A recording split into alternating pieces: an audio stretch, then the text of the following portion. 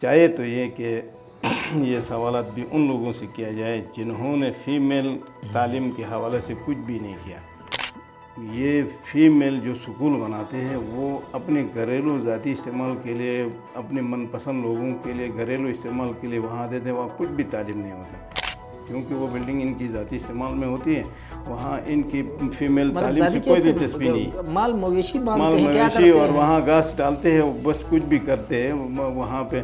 اور ذاتی استعمال کے لیے جتنی بلڈنگیں ہیں انہوں نے ان ممبر حضرات نے دی ہے وہ سارے بغیر ویران پڑے ہوئے ہیں۔ لیکن خطرہ وہ اشارہ دے رہا تھا کسی اور کے لیے ہے، آپ کیا سمجھتے ہیں خطرہ ایک بندے کے لیے ہے یا علماء کے سامنے آنے سے سب کینڈیڈیٹس کے لیے خطرہ ہے؟ تو میں سمجھتا ہوں کہ یہ سارے ہمارے لپیٹ میں آ جائیں گے۔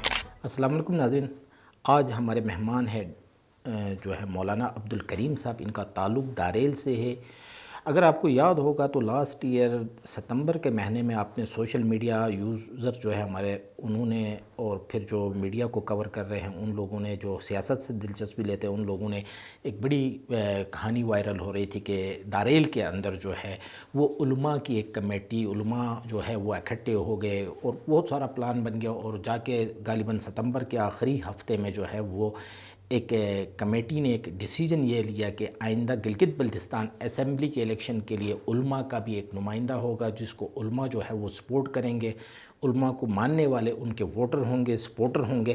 اس حوالے سے مولانا عبدالکریم کو نامزد کیا، آج ہمارے مہمان وہی ہیں، ہم انہی سے گفتگو کریں گے۔ مولانا صاحب، کیا وجوہات تھی کہ کیا گلگت بلتستان کے اسمبلی کے داریل سے جو وہ منتخب ہوئے موجودہ یا ماضی میں جو لوگ منتخب ہوئے، ان کی پروگرس سے علماء کرام نالا تھے؟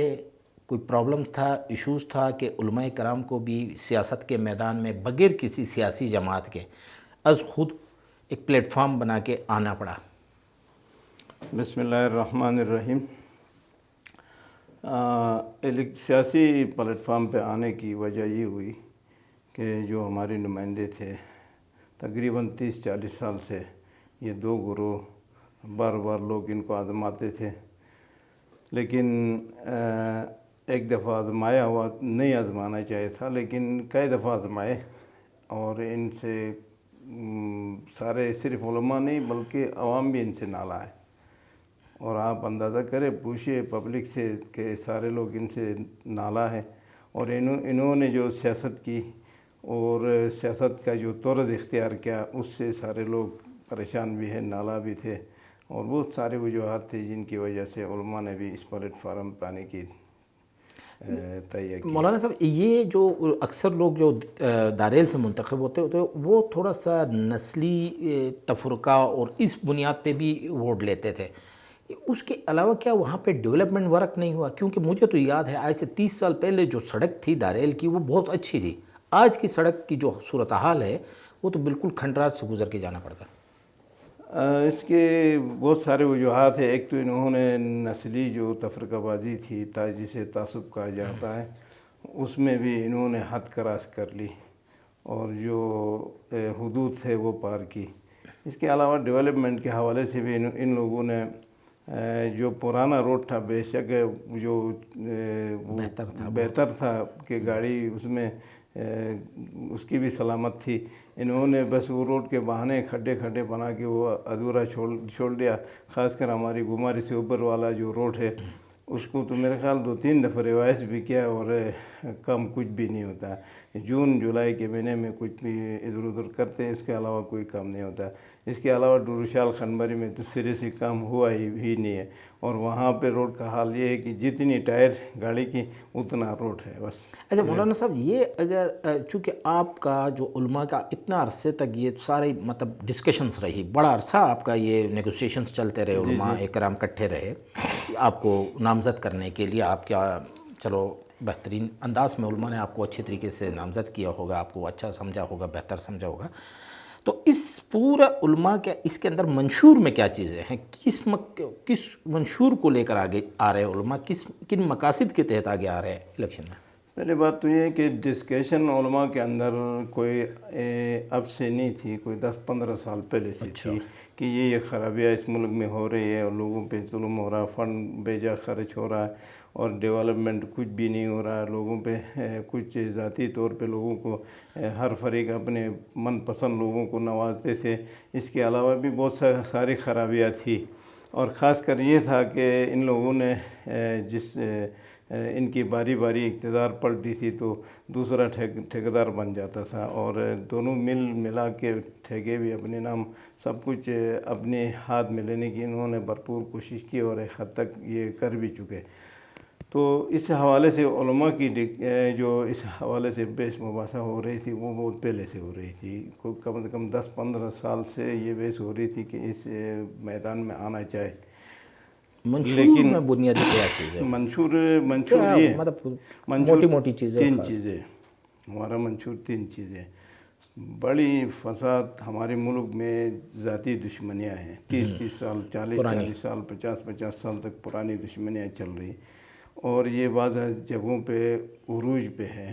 تو پہلا منشور تو یہ کہ ان لوگوں میں صلح صفائی کر کے ان کو باہر نکالنا، اس میں بڑے فسادات ہیں، مطلب جرگہ سسٹم کے تحت جرگہ سسٹم صلح صفائی راجنامہ کرنے۔ دوسرا یہ کہ یہ سارے مفاسد کا بنیاد سیاست ہے، تو سیاست میں قدم رکھنا دوسرا منشور ہمارا دوسرے نمبر پہ یہ ہے۔ تیسرے نمبر پہ یہ کہ اس علاقے میں جو لسانی قومی جو تعصب ہے، علاقائی تعصب ہے، اس کو مٹا کے لوگوں کو بھائی بھائی بنا کے آپس میں ایک گھر جیسا بنانے کی تیسرا منشور ہمارا یہ ہے۔ سر یہ جو آپ نے بتایا، چونکہ یہ تو انبیاء کا پیشہ بھی ہے، انبیاء کی وراثت ہے کہ یہ جو ہے صلح صفائی جو ہے، تو ابھی بھی الیکشن سے قبل بھی آپ لوگوں نے صلح صفائی کے لیے کوئی اچھا جرگہ سسٹم کیا ہے کہ نہیں، کہ الیکشن کے بعد کرنا یہ؟ شگری صاحب، یہ ہماری منشور پہلے نمبر پہ منشور ہے، یہ بعد میں کرنے کا نہیں تھا، یہ ہمارے پہلے نمبر کا تھا۔ اس میں ہم نے خود بذات خود میں نے کم از کم 9 سے 10 تک ایسے گھرانوں کو صلح کر کے میں نے ان کو واگزار کرائی ہے۔ اس کے علاوہ بھی ہماری جو علماء ہے، ساتھی ہے، وہ جگہ جگہ پہ بہت پرانی دشمنیاں تھیں، کچھ دن پہلے بھی ایک دشمنی ہم نے وہاں پہ صلح صفائی کرائی، اب بھی اس وقت بھی خاص کر روشال نالہ میں وہاں دشمنیاں زیادہ تھی، تو پچھلے تقریباً 15 دن پہلے ہم وہاں گئے تھے، وہاں ہم نے ایک ہفتہ گزارا ہے، اور سارے دشمندار لوگوں کے پاس ہم گئے اور ان سے تاریخ انہوں نے مانگی ہے، اور پھر دوبارہ ہم نے جانا ہے۔ یہ کام ہم نے الیکشن سے پہلے کرنا ہے۔ اچھا مولانا صاحب، بڑا ماشاءاللہ بڑا اچھا کام ہے کہ وہ تو صلح صفائی تو میں نے بتایا جیسے پہلے کہ یہ انبیاء کا کام تھا، اور وہ ان کے ورثہ جو ہے علماء ابھی یہ کام انجام دے رہے ہیں۔ مولانا صاحب، چونکہ ہم جب بھی داریل یا تہنگیر کی بات کرتے ہیں تو گلگت بلتستان یا پاکستان یا فارن دنیا میں ایک بڑا فیمیل ایجوکیشن کے حوالے سے وہ منفی ایک ہمارا رجحان پایا جاتا ہے لوگوں کے اندر۔ فیمیل ایجوکیشن کے حوالے سے بھی علماء کا کوئی انہوں نے کوئی چیزیں جو ہے لائن اپ کی ہوئی ہے بچیوں کی خاص کر؟ شگری صاحب، پہلی بات تو یہ ہے کہ یہ سوال صرف ہم جیسے لوگوں سے پوچھا جاتا، خاص کر مجھے سے کئی بار ویسے میں نے نسیم صاحب سے بھی پوچھا تھا یہاں پہ میرے ساتھ، میں نے نہیں سنا، لیکن پوچھا جاتا ہے زیادہ تر، ہر صحافی مجھے سے یہ سوال پوچھتا ہے، شاید میرا اس حلیے کی وجہ سے بھی کی ہوگی، اور یا تو اس وجہ سے بھی کی ہوگی کہ اس حوالے سے کچھ علماء کے حوالے سے کچھ لوگوں کے ذہن میں خیالات ہوں گے۔ چاہے تو یہ کہ یہ سوالات بھی ان لوگوں سے کیا جائے جنہوں نے فیمیل تعلیم کے حوالے سے کچھ بھی نہیں کیا۔ دیکھیں، میں آپ کو بتاتا ہوں، میرا ذاتی طور پہ میں نے اپنے گھر کے ساتھ ایک ادارہ قائم کی ہے اپنے ذاتی پیسوں سے، میں اب برملا کہتا ہوں، یہ میڈیا پہ جانے والی بات ہے، کسی کی کوئی پیسہ اس میں شامل نہیں ہے۔ وہاں پہ کم از کم اس وقت 200 بچیاں وہاں پہ آتی جاتی اور پڑھتی ہیں، صبح آتی اور عصر کے ٹائم واپس گھروں کو جاتے ہیں، اور وہاں حفظ ناظرہ اور 8 تک تعلیم ہم وہاں پہ خود پڑھواتے ہیں، 8 کلاس تک ناظرہ اور حفظ کے ساتھ۔ دیکھیں، اور ہماری جو ٹاؤن ایریا ہے وہاں پہ 4 ایسے ادارے ہیں جو ہمارے علماء ہی چلاتے، مولانا سید رحمت صاحب چلاتے، مولانا محمد سلیم چلاتے، مولانا رحیم اللہ گمے میں وہ چلاتا۔ 4 ایسے ادارے ہیں جو ہمارے علماء چلاتے، کم و بیش 200 کے لگ بھگ وہاں بچہ پڑھتے۔ اور خوش عین بات یہ ہے کہ اس وقت ہمارے ٹاؤن ایریا میں کوئی ایسا گھرانہ نہیں ہے کہ جو جہاں ضروریات دین، نماز اور جو ضروری چیزیں وہ نہیں پڑھے ہو، ایسی بچے کو مولانا کوئی گھر صاحب خالی بڑے نہیں۔ مولانا عبدالکریم صاحب، آپ نے ایک بہت بڑی خوبصورت بات کی کہ یہ سوال ان لوگوں سے ہونا چاہیے جنہوں نے فیمیل ایجوکیشن کے لیے کچھ نہیں کیا۔ جو سابقہ جو آپ بات کر رہے ہیں ہمارے موجودہ اور سابقہ، ان کی کوئی اس حوالے سے کوئی اچھی ایکٹیویٹی نہیں سوال رہی؟ تو ان سے ہونا چاہیے تھا ویسے جنہوں نے ویسے کچھ بھی آپ نہیں کیا کی۔ سمجھتے ہیں؟ دیکھیں ہمارے سابقہ جو ممبران ہیں، سر اب یہ نام لے تو بھی ناراض ہوتے ہیں، نام نہ لے لیں، لیکن ان سے پوچھا جائے کہ کیا آپ نے بھی کبھی کوئی ہم ان سے کسی ضرور پوچھیں گے انشاءاللہ۔ فیمیل کے لیے کوئی کچھ کام کیا ہے؟ میں نے تو صرف ٹاؤن ایریا کا بتایا، باقی ہمارے علماء کا نہیں۔ سائڈ پہ علماء دیہات پسماندہ علاقہ نہ بھی کر سکے، لیکن ہماری ٹاؤن ایریا میں تو یہی حال ہے، پوری ٹاؤن ایریا کلوس ہے، اور ہم اس حوالے سے بالکل چست ہے اور بیدار ہے۔ لیکن ان لوگوں سے پوچھا جائے کہ کیا آپ نے بھی کچھ 5-10 بچیوں کے لیے فیمیل کے حوالے سے کوئی کچھ کیا اسکول ہے؟ بنایا ہے؟ لیکن اچھا سر، مزے کی بات یہ ہے کہ یہ لوگ علماء کو بدنام کر کے اور کچھ لوگوں کو بدنام کر کے یہ فیمیل جو سکول بناتے ہیں وہ اپنے گھریلو ذاتی استعمال کے لیے، اپنے من پسند لوگوں کے لیے گھریلو استعمال کے لیے وہاں دیتے ہیں، وہاں کچھ بھی تعلیم نہیں ہوتا۔ انہوں نے جو بلڈنگز بنائی ہیں وہاں کچھ بھی تعلیم نہیں ہوتا، اور یہ نہیں کریں گے کیونکہ وہ بلڈنگ ان کی ذاتی استعمال میں ہوتی ہے، وہاں ان کی فیمیل تعلیم سے کوئی دلچسپی نہیں ہے۔ مال مویشی مال باندھتے ہیں، کیا مویشی کرتے اور ہیں؟ وہاں گھاس ڈالتے ہیں، بس کچھ بھی کرتے ہیں وہاں پہ۔ اور ذاتی استعمال کے لیے جتنی بلڈنگیں ہیں انہوں نے ان ممبر حضرات نے دی ہے، وہ سارے بغیر تعلیم کے ویران پڑے ہوئے ہیں۔ اور ان کو بھی پوچھا جائے کہ تم نے بھی تو کوئی فیمیل سکول دی ہوگی اور وہاں کیا آپ نے ذاتی طور پہ بھی کوئی کوشش کی؟ تو سوال تو میں چاہتا ہوں کہ ان سے ہو جائے۔ اچھا مولانا صاحب، معذرت کے ساتھ ایک اور سوال بنتا ہے کہ چونکہ آپ کے علماء آ گئے، آپ کو لے کر آ گئے، ماشاءاللہ آپ کا بڑا گرفت ہے ان چیزوں کے اوپر، چونکہ دیامر کے علماء کو جب بھی دارال کے میں نے دیکھا ان کا بڑا اچھا وزن ہوتا ہے بات کے اندر، کیونکہ جرگہ قبائلی نظام ہے۔ یہ بھی بتائیں کہ یہ آپ کے الیکشن میں آپ کو نامزد کرنے کے بعد الیکشن کے لیے ایز اے کینڈیڈیٹ، دوسرے جو کینڈیڈیٹس ہیں وہ کافی پریشان دکھائی دے رہے ہیں، کچھ زیادہ محنت کر رہے ہیں، لوگوں کے پاس کچھ زیادہ آمد و رفت ان کی ہے؟ جب سے ہم نے اعلان کیا تو 1-2 شمولیتیں بھی ہو گئی، تو پھر یہ ہماری جو حضرات تھے دوڑ لگائی انہوں نے بھی۔